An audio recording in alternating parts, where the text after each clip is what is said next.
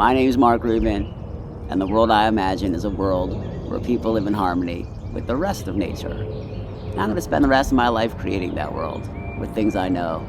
I'm sitting in my backyard, and I'm sitting in front of some beehives that are behind me.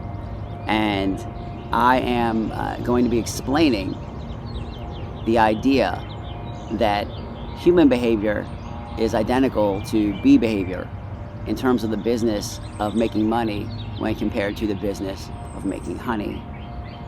And I'm going to be explaining this on the Lessons from Nature podcast, where I'll be modeling the secrets of the bees. But before I kick off with this podcast, I want to explain why I'm doing this project. When I was a kid, I decided that I would share the models in my mind when I was ready. The first thing I remember learning was that things move in predictable ways. And I knew this before I knew the alphabet. I knew this from just watching things move around me, watching people move, watching their facial expressions move, watching birds move, watching cars move, watching trees sway in the wind, things moving. And I had a model of how things moved, color-coded model. And I was always curious about this model. And when I was between 6 and 10, I was doing experiments in my room with light, color, temperature, vibration, and marbles and ramps, rolling marbles down ramps, because I learned that I needed some predictability in these experiments. And if you roll a marble down a ramp from the same height, it always does the same things. And as the marble's rolling down the ramp, I was taking snapshots of it in my mind in different increments of time and then comparing them to each other to see how things moved. And later in life, when I was in college,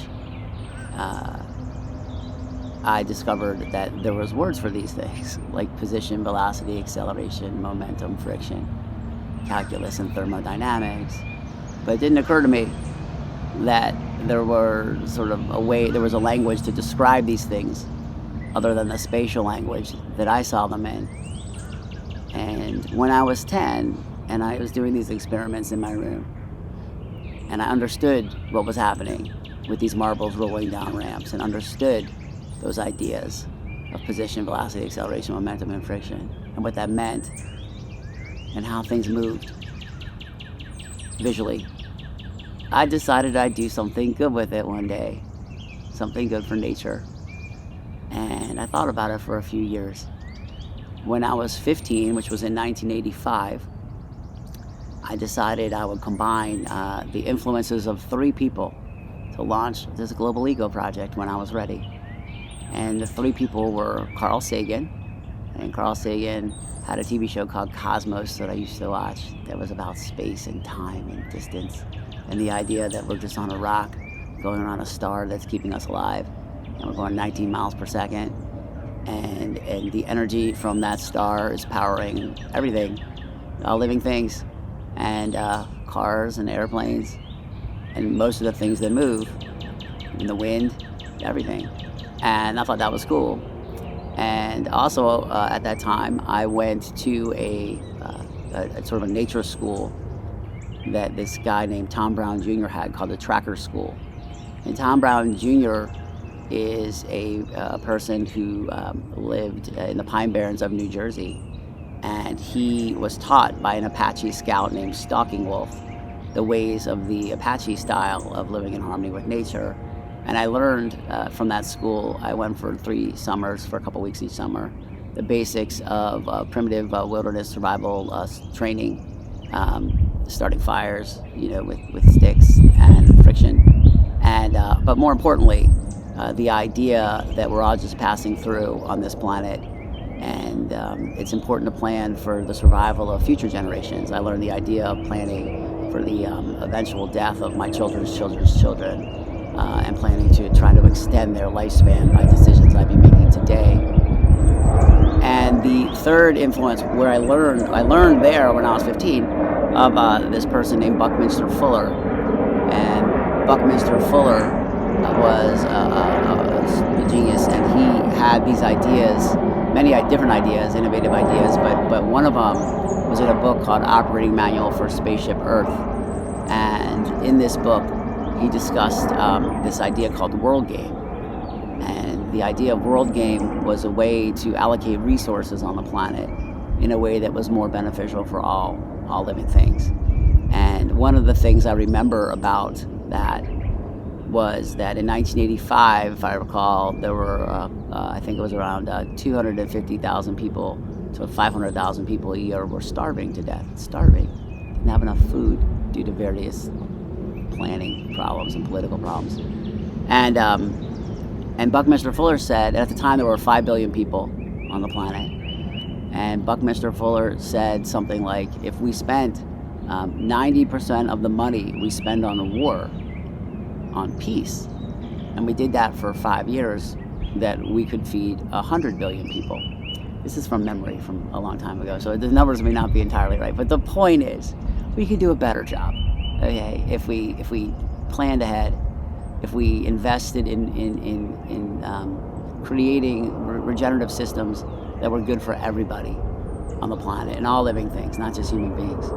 And so I decided I would combine all three of those things together into this eco project. So Project Honeylight is a project that combines the ideas of Carl Sagan, Tom Brown Jr. and Stalking Wolf, and Buckminster Fuller into a project that creates harmony in nature using regenerative energy principles.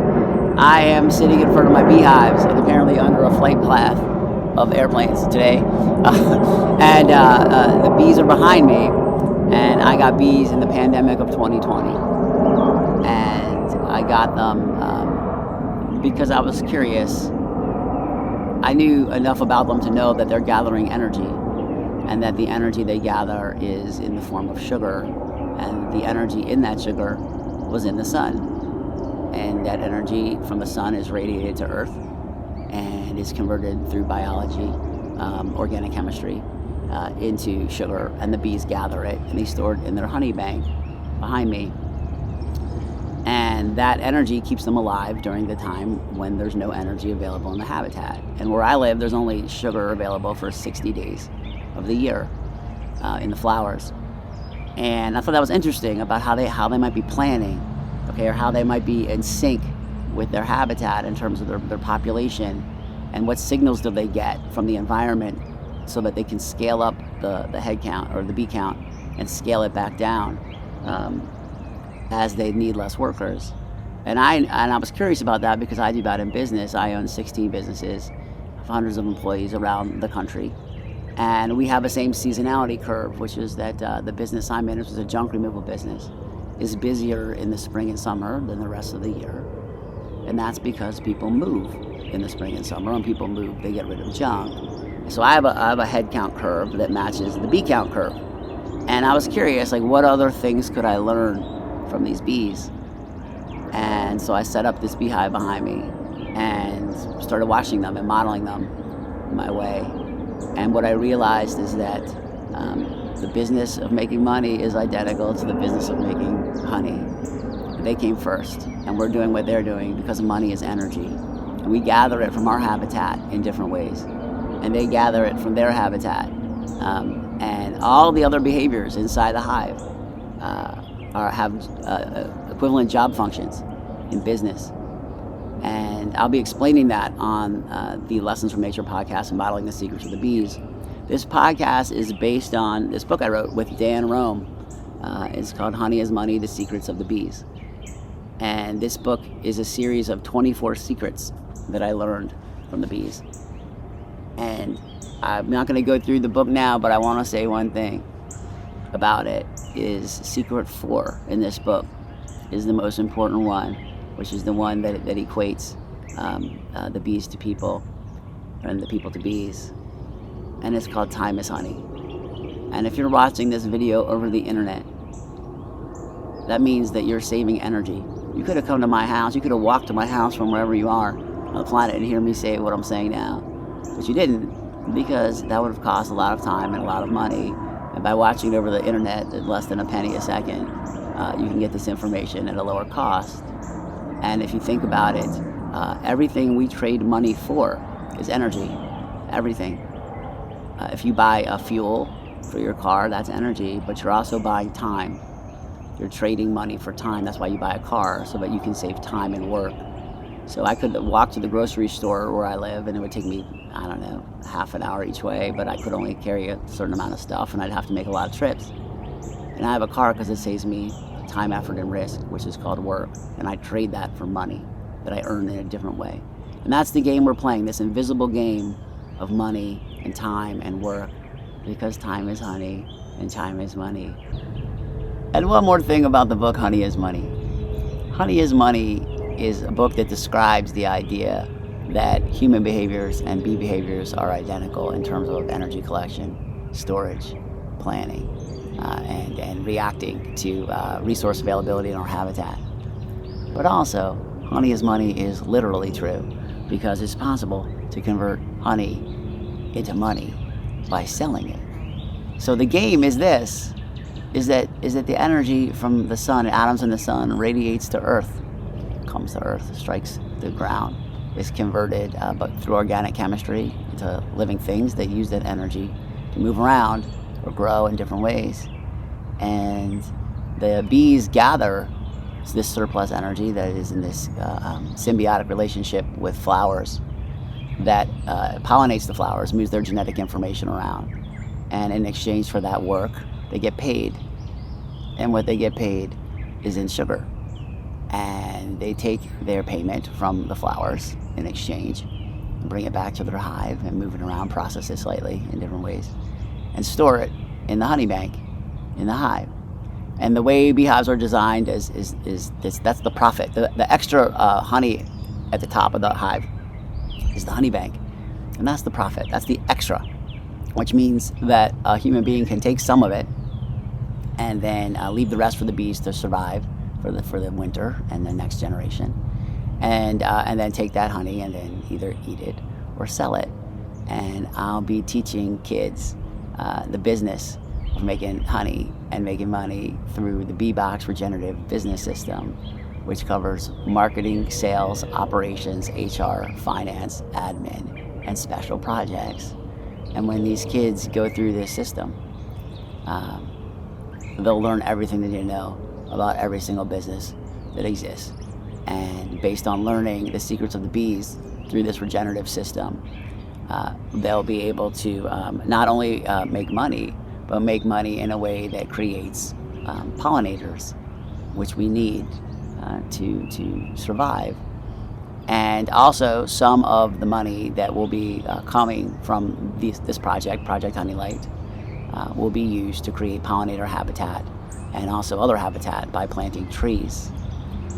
And I think, and this demonstrates an end-to-end process of the sun doing nuclear work and biology doing chemical work and bees doing biological work and a human being also doing biological work and extracting that solar energy in the form of honey and then converting it into money. And this could be oil, like coming out of the ground, that also originated in the sun, the energy in that, or coal, dirty coal, but the coal, or wood from these trees around me. The energy, when you burn a piece of wood in a fire, that heat and light, the energy, was in the sun. And when I eat this honey, the energy that's powering my body and my mind was in the sun and was brought here through those processes. And we're all connected together through this energy transfer, and we're all solar powered. So I'll end with something that didn't make it into the book, but I like it. Now I say it anyway. It goes like this. You think the thoughts you're thinking with the honey that you ate. You think the things you do are done by you, maybe by fate. If you hear these words in nature and you believe in the wisdom of the bees and you think that it's important to create future memories, there's something you can do to help all of nature's baby bees. You can spend some of your honey converting money into trees. This is Project Honeylight, Lessons from Nature podcast, modeling the secrets of the bees. I'm excited to start. Let's go.